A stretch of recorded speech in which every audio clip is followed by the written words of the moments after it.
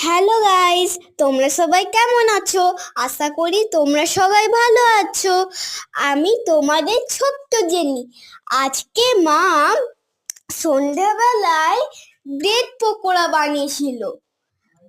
আমার খুব ভালো লেগেছে বলে তোমাদের সঙ্গে শেয়ার করছি।